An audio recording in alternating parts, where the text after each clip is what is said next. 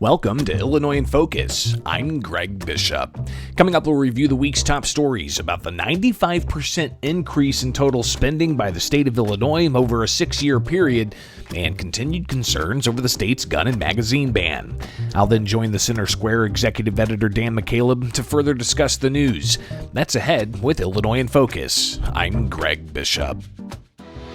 Freedom, individualism, limited government. On these issues, conservatives and libertarians generally agree. But where do we disagree? Check out the Future of Freedom podcast for civil, reasoned conversations about some of today's most pressing topics. It's not a debate. Our goal is to provide the best arguments from either side of an issue. Then you decide.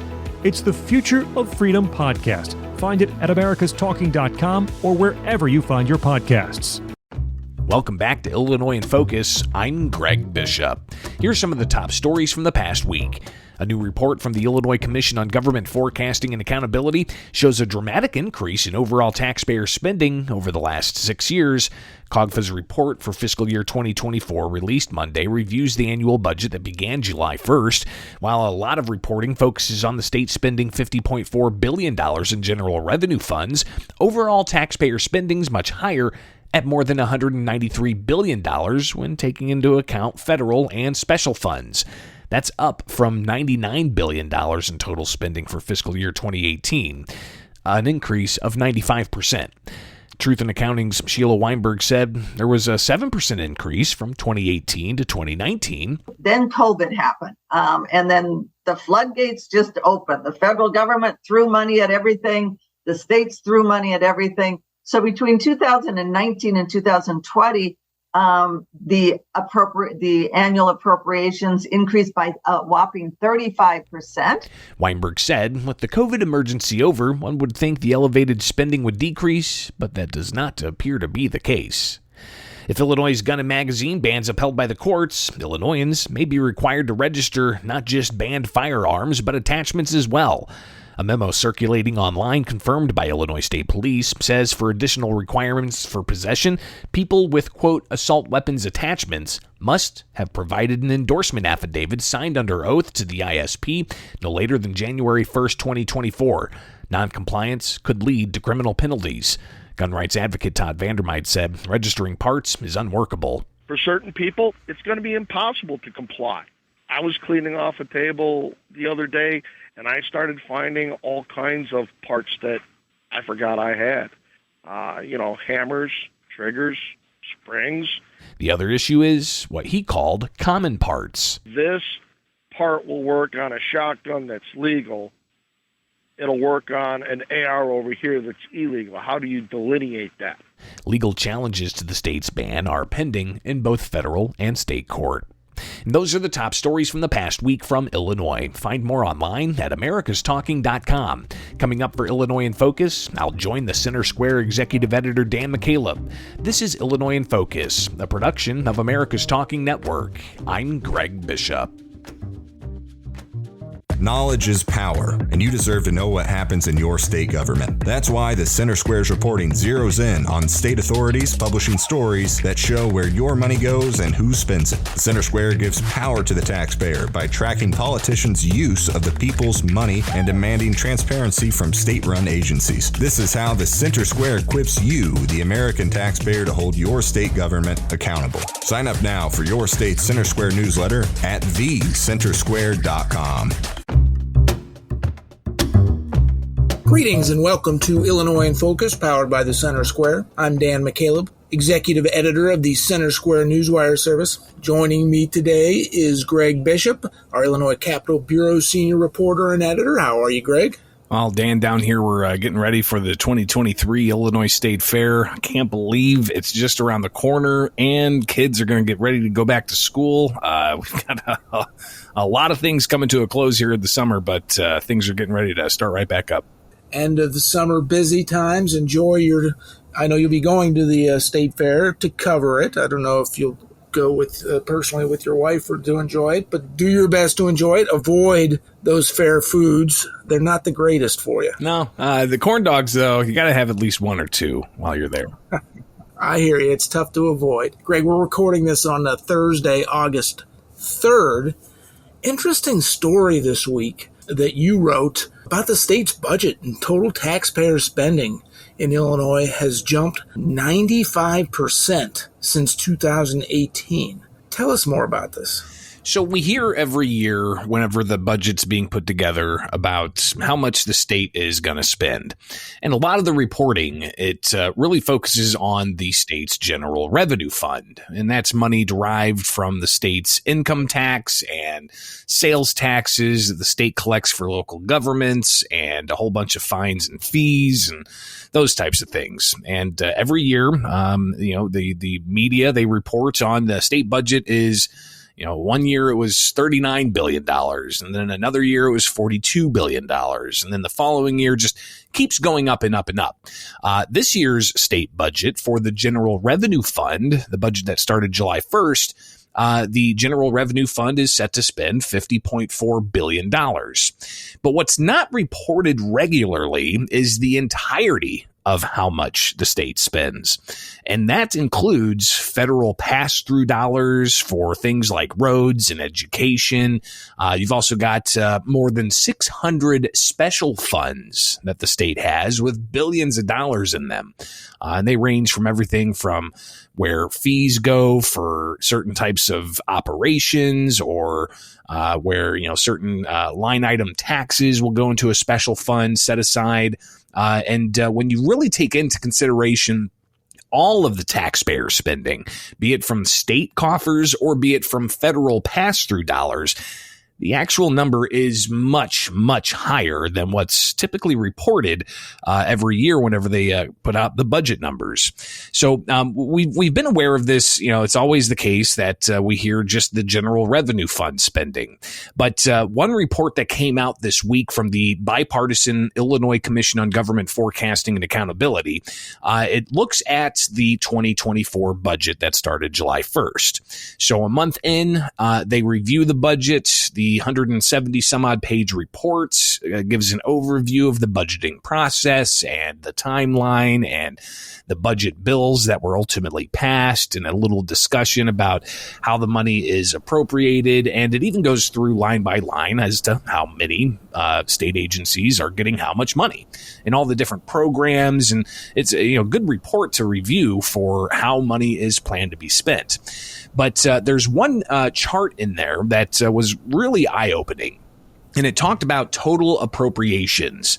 And if you look at this, it gives you an overview of all the different fund groups, from general funds to highway funds to debt service funds and revolving funds and so on. But what's fascinating is you can really see just how much state spending overall of all of these funds, not just the General Revenue Fund, but all of these funds, how much it's ballooned since 2018. Fiscal year 2018, which is the year that started July 1st, 2017. So when you look at the overall increase in spending, it goes from fiscal year 2018, $99.1 billion, and then all the way to fiscal year 2024, that number is $193.5 billion, a 95% increase, nearly doubling over the past 6 years. And when you really look at year-to-year spending, the fiscal year 2018 to fiscal year 2019, not a whole bunch of an increase, about $7 billion of an increase. But from fiscal year 2019 to fiscal year 2020, it went from $106.1 billion to $143.1 billion. That's almost a $40 billion increase just in 1 year, and it hasn't slowed down. Again, you go from 2018 of $99.1 billion, and that's all the funds that, the taxpayer money that the state spends from state funds and federal funds and special funds, $99.1 billion to $193.5 billion for the fiscal year that just started. It's incredible to see just how much more state spending is happening year after year. And even though COVID's over and we don't have all the flood of federal dollars coming in, it doesn't appear that overall state appropriations is slowing down. That's what I was going to ask you, Greg. That's remarkable, and remarkable not in a good way, that state spending has nearly doubled in 6 years. Of course, you did have COVID-19 in there in 2020 when the federal government gave pretty much anybody who had their hand out all the money they wanted. Of course, Illinois got tens of billions of dollars of that. But COVID is, 3+ years in the past. There are no more federal dollars coming in. Is that kind of spending sustainable for taxpayers? Considering all of the other obligations that we have, that's a great question, especially when you hear the governor and the legislature proclaim that they have passed balanced budgets year after year after year. You look at all of the other long-term liabilities the state still has, like pensions and post-employment benefits. And that number is up in $140 billion just in pensions and tens of billions of dollars in other post-employment benefits. These things aren't necessarily worked in year after year when they say they have a balanced budget. So you've got to consider that while we have this 95% increase in overall total appropriations in state spending over just 6 years, the pension issue has not been solved. The underfunding issue not taken care of. The host of other long-term liabilities that the state has, while we may be paying off backlog bills on the short term, it's these long-term obligations that are going to continue to haunt the state despite the increase of overall state spending, 95% just in the past 6 years. That's hard to get as a taxpayer, of course, what you and I both are, and most of our listeners are. That's hard to get your head wrapped around it. 95% in 6 years. Does that mean 6 years from now, we're going to be approaching $300 billion in spending a year? That's all speculation, of course. Greg, you mentioned legacy debt, things like pensions that are burdening taxpayers in Illinois. Why don't we, that's a good segue into our next story, where a report shows that Illinois has the worst funded pension system for public employees in the country. Yeah, and so when we talk about the unfunded pension liability, a lot of times we refer to the number that the Illinois Auditor General produces every year, looking at the state's obligation. And that's at about $140 billion when you look at all 5 of the state's pension funds. That's the teachers' retirement system, which covers all teachers outside of Chicago. That's the General Assembly Retirement Fund, the Judges' Retirement Fund, the State Employee Retirement System, and the State University Retirement System. $140 billion. But Equitable Institute, they released a report evaluating all the state's pensions. And according to those numbers, Illinois is one of 4 states with unfunded pension liabilities that are worse than 60% funded. So Illinois right now is sitting on about 42% funded pension systems when you look at all 5 of them. And Equitable Institute, they estimated that the total pension liability, and they included the city of Chicago because they're still city taxpayers, and you got to think the state gives Chicago money for a variety of things, which can offset the overall cost the city of Chicago's taxpayers pay for their pensions. But the estimate is around $430 billion in total pension liabilities. But only having about $218 billion worth of assets, meaning there's $211 billion of unfunded state and local pension liabilities. And overall, it's about a 50.8% funded ratio. That's abysmal. If you talk to actuaries and accountants, when they talk about a healthy pension fund, they want to see 100% funded ratio. And a lot of states have somewhat healthy pension funds. In Illinois, we're sitting on just the state's pension funds, about 42% funded. And when you drill down into some of the individual pension funds, the General Assembly pension system, it's only about 16% funded. So there's a lot of work to do. And a lot of the conversation really at the State House is more focused on putting more money into the pension system and trying to shore up the unfunded liability. There's also been pension buyback plans, which says that if you are looking at getting a pension from the state of Illinois, the state of Illinois will give you a buyout, give you a bulk sum of dollars at a discount from what they would ultimately have had to have paid over the lifetime of that pension. but you would get that all in one lump sum, and then you would be out of the system. So they're looking at putting more into pensions, doing this buyback. There really is no conversation. And for years, despite it being brought up time and time again, there's been no real substantive conversation or political will to address the benefit structure, to say, we can't afford these pensions. We need to reduce the benefits. That would require a constitutional amendment to the state constitution, because back in 2011, if you recall, we did have a proposal to change the benefit plans, but that was shot down by the state constitution because of the promised benefits clause in the state constitution. And the Supreme Court said you can't do that. So that really tied the legislators' hands on being able to do this through legislation. And that's something that would have to be done by voters on a ballot initiative. But there's been really no political will to address that side of the pension equation. It's really just been about how much more tax dollars can we put into the system. Obviously, in the earlier segment, Greg, we talked about state spending nearly doubling in 6 years. Nearly 1 in 5, or about 1 in 5 of our tax dollars every single year go to fund these pensions. Despite that much money going into pensions each and every year, the pension liability, the pension debt is still not going down. So obviously, this is a major issue.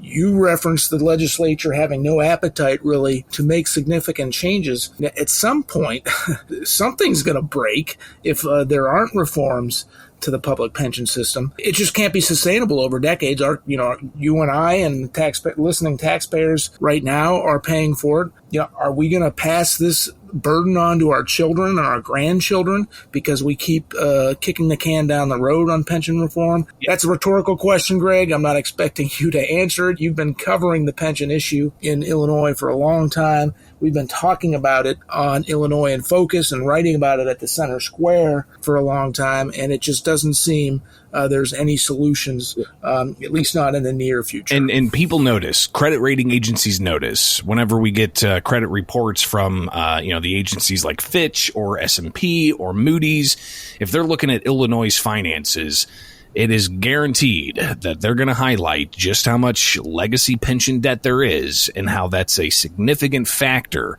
in ongoing outlooks for how the state's finances are rated in the credit rating agency marketplace. Thank you, Greg. But let's move on to another story, another updated story, something that we've written about a lot, particularly this year at thecentersquare.com, talked about it a lot on Illinois in Focus, and that has to do with Illinois' new gun ban on well over 150 semi-automatic handguns and rifles, challenged in both state court and in federal court. The constitutionality of it has been challenged. We're still waiting. They're still working their way through the courts, still waiting on court decisions. But now there's a threat of a new lawsuit over this registry. Tell us about the registry and what the concern is there. Yeah, so a couple of different things here. Of course, the gun and magazine ban implemented January 10th when Governor J.B. Pritzker signed it. It isn't just a ban on certain semi-automatic firearms. It's also a ban on certain capacity magazines. So anybody who owned these banned weapons before January 10th, they're going to be required come January 1st of 2024 to register their firearms with Illinois State Police. And when this lawsuit first was filed, there's been a series of lawsuits, but the first lawsuit that was filed against the gun and magazine ban addressed this issue. Of course, there's the Second Amendment question that's being litigated. You also have equal protections being litigated. And that's the question of, is it right to carve out certain segments of the population to allow them access to these firearms, like police or jail guards or those in the security sector, while normal Illinoisans don't have access to that? That's that equal rights argument. So those things are making their way through the courts. But the initial lawsuit filed by attorney Thomas Magg also included a Fifth Amendment argument, and that was your right against incriminating yourself to the federal government. You usually hear people, if they're facing a challenge or a criminal charge, they can plead the Fifth. And that means that they are not willing to incriminate themselves in the court of law or incriminate themselves in general. That Fifth Amendment argument was put on the back burner while these cases were being consolidated just to focus on the Second Amendment issue. So while the Second Amendment issue is now pending before the Seventh Circuit Court of Appeals, which has had the case now under advisement for over a month, and a lot of people across the state are anxiously awaiting for whatever the outcome is from the Seventh Circuit so they can then bump it up to the U.S. Supreme Court and get some finality here. The Fifth Amendment argument, still on that back burner. We talked with Thomas Magg recently, and he said that he does plan in the weeks ahead to file that Fifth Amendment challenge in federal court to try to block the law's implementation, especially when it comes to this firearm registry. So the registry opens up October 1st. That's not the deadline for people to register. That's just when people can go in and register with Illinois State Police. And the deadline to register or face criminal penalties is January 1st, 2024. So will we see Magg's lawsuits result in a preliminary injunction before January 1st? A lot of people waiting to see how that plays out in federal court. But you also have another element here when it comes to the registry. Is it just firearms that are banned that need to be registered? And again, that question of do you have the right to not tell the government you have a firearm that they have legislatively banned? But it also includes parts and what the law calls, quote, assault weapons attachments. We talked with Todd Vandermeide. He's a longtime gun rights advocate in the state of Illinois. He says that, number one, the firearms registry is unconstitutional. Number two, he says the idea of having to register assault weapons attachments is impossible to comply with. He told me, he said he has a desk where he works on firearms, and he was cleaning it off the other day, and he stumbled upon a bunch of parts that he says could be impacted by this registry. Springs, hammers, bolts, screws, a whole host of other things. And he also talked about common parts, a part that might fit on a legal shotgun, but it also could fit on an AR rifle. And he says that the confusion there, the ambiguity there, the vagueness of the law, he says it's unworkable. And he also questions whether or not Illinois State Police can manage a website like this to collect all of this information, especially considering that the Illinois State Police back in 2021, as the Center Square reported 2 years ago, the Illinois State Police firearm owner ID card website was hacked, possibly exposing 2,000 people's information. And you got to think about the privacy issues there, because if a hacker gets a database of individuals' names, their addresses, and if they registered their firearms, that hacker has all the information they need to possibly go and rob somebody of their firearms. So there's a lot of unanswered questions here as we rapidly approach that January 1st deadline to register semi-automatic firearms and attachments or face criminal penalties. What'll happen? The courts move at their own pace, so we'll be monitoring that all throughout this process. That's for sure. The courts do move at their own pace. Time is getting short, though. I mean, there's still a couple of months before that registry opens anyway on October 1st. Greg, thank you for your insight into all the important stories that we talked about today, but we are out of time. Readers can keep up with those stories and more at thecentersquare.com. For Greg Bishop, I'm Dan McCaleb. Please subscribe, and thank you for listening.